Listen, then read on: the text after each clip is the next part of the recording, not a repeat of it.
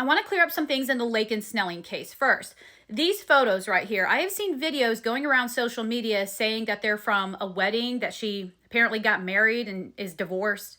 And that doesn't even make sense because, as you can see, the photographer uploaded them onto her Facebook on August 23rd, 2021.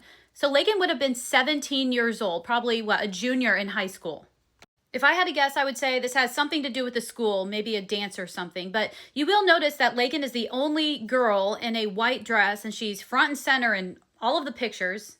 But after looking through all of them, I think that's because maybe her family hired the photographer. I think there was one of each couple, and then there's one of Laken with each individual girl, and one of Laken with each individual boy, and then you can see the group pictures. Anyway, 100% not a wedding. Second, a lot of people have been talking about the autopsy report, but an autopsy report has not been released on Laken Snelling's baby yet. Now, this is actually the autopsy report on Alexi Treviso's baby, Alex, and I just want to show you guys this as an example of what one will look like. It says right there at the top that the cause of death was entrapment. The baby was found tied in a plastic trash bag with an adrenal hemorrhage, but no other injuries. And right below that, it says a live-born male newborn with aerated lungs, air in the stomach, and no decomposition or maceration. Approximately 38 weeks in gestation without injuries or congenital anomalies. Now, as we know, Laken Snelling's baby was also found in a trash bag, and sources are stating that she was at 38 weeks gestation. And her baby also had no visible injuries. Anyway, you can see they do a whole narrative. It'll list out the cause and manner of death. And see, this right here is actually why an autopsy report on Laken Snelling's baby hasn't been released yet.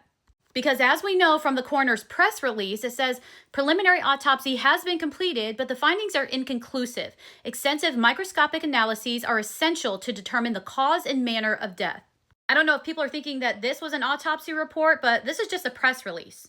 Now, going back to this, you'll see that an autopsy report will cover everything. So under the external examination, it says general postmortem changes, examination, marks, scars, and cosmetic piercings, tattoos, which obviously a newborn deceased baby isn't going to have anything like that, but they still have to address it.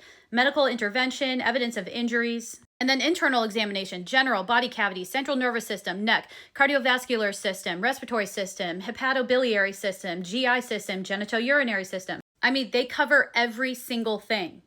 Now, all of these things have already been done on Laken Snelling's baby, but they just don't have enough to tell them whether or not he was born alive. So they're now going to have to look at a cellular level. And hopefully that gives them the answers they need in order to determine the cause and manner of death. Anyway, as you guys know, I'll keep you updated with what happens with this case, so make sure to hit the follow button.